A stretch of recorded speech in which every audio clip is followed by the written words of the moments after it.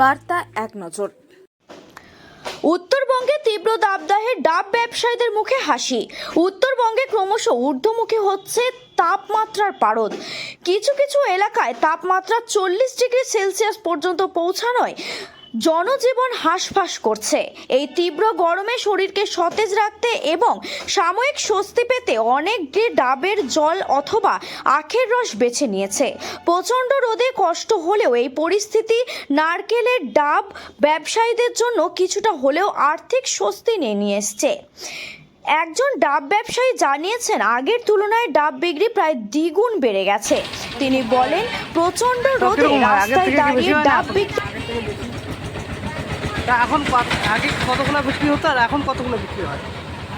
আগে কতগুলো বিক্রি হতো ডাব আর এখন কতগুলো ডাব বিক্রি হয়? আগে বিক্রি হতো মনে করো 100-150, এখন হয় 300, 200।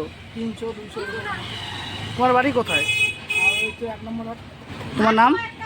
শিবু দাস। হ্যাঁ, শিবু দাস। শিবু দাস।